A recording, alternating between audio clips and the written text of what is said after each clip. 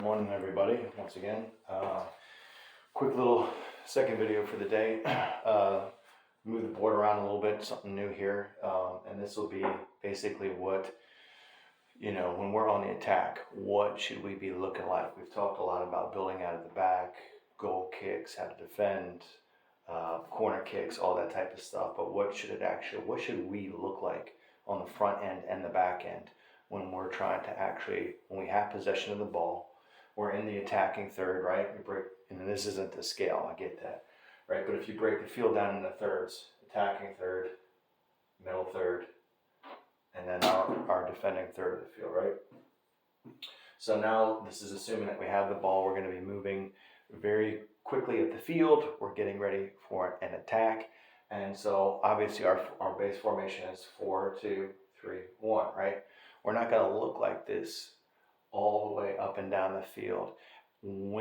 As we progress to the attacking third, we're actually going to kind of change shape a little bit, and we're going to look more like a 3-2-5, right? So it's going to be 3 on the back end, 2 kind of in the middle, right? And then 5 in and around the 18-yard box, trying to create a scoring opportunity. Now, again, it's not always going to look like this in the course of a game. This is more of, what structurally outline, as pieces are moving around. It's not always going to be, neat and clean, but just understanding where, someone needs to be, right? If we're looking for 3 on the back line, and for whatever reason we don't have 2 center backs and a fullback back there, and we only have 2 players, somebody needs to get back there and cover until we can get that figured out. Anyway, so here's what we should look like. For the sake of argument, we're just going to say that we've moved the ball up the field, or we are on the attack. The other team is dropping back, they're defending. And for this, we're going to say that the right fullback has the ball and is driving the ball down the field. They have a lot of space, they're driving the ball down the field. So just the opposite of like where we had pressure cover balance on the defensive side. On the back end, this is where we kind of have we start a 3-2-5 on the back end. We want to make sure that we're spread evenly. That now, instead of dividing the field into quarters on the back end, we've divided it into thirds, right? So right fullback has vacated. They're pressing the ball down towards the end line. The right center back now shifts over to kind of cover a little bit. The left center back moves over to the middle of the field. And the left fullback is staying back and is shifted over to kind of cover. Everyone's covering everybody's space. And we've now split the back end into thirds, right? So we're now balanced on the back end. Another quick little note, keeper, if we have the ball down here, keeper never stays in goal. This is a rudimentary drawing of the 18-yard box. Keeper needs to walk up to that 18-yard box. In the event any kind of overhead balls come through, the keeper is close enough and they'll have a better reaction time instead of trying to sprint from the goal to try to support the team.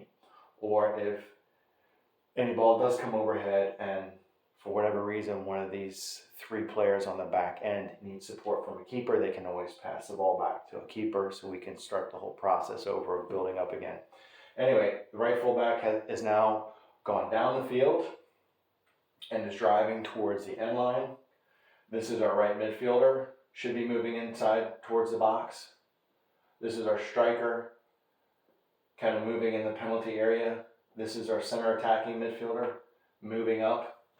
And this is our left mid, kind of covering that backside post area, right? And now the right fullback has got a couple of options here. Number 1, they're either going to cross it to the middle. They have the potential to take a shot, but we want to get it in front of their goal, right? So either cross it, or probably even more preferably, is especially if they're running out of space, is to go ahead and drive it to the end line, if they can. Once they've driven it to the end line, basically what they're going to do now is put it right in front of the goal, where we're going to have 4 players, and we're trying to create a goal opportunity. Very common to see this. In effect, you might almost look at it as a shorter corner kick, right? It's coming from that same end line, but the corner kick is further out. This is further in. It's going to be a lot of tight space in there, a lot of chaos. rebounds. This is where a lot of goals tend to happen. So we can't be afraid to drive the ball to the end line and create these opportunities. Okay, so what about the CDMs, center defense midfielders? They're kind of box-to-box players. I forgot to mention that before. That's not to say they can't come down inside our own box to defend or go inside, but if they go too far up inside, we'll have this huge gap between the 18-yard box and midfield. And if we lose possession, they can very quickly, our opponents can very quickly move the ball down the field. So CDMs kind of want to be sitting somewhere in the middle, maybe one at the top of the box, maybe one kind of kick back a little bit, because there's also going to, depending on the CDM who's back here and their foot power, their shooting power and accuracy, sometimes shots can come from the top of the 18-yard box. But this is generally how we want to look, right? So we've got 5 inside the box, 2 in the middle, 3 on the back end, keeper right there. And then obviously as we, if we lose possession and we start to kind of shift back into our shape, so to speak, right? And we're moving back. And that's kind of how we look when we go back down towards the field. So that is what we should be looking like when we are building up for an attack in the opponent's attacking third. Thanks for your time.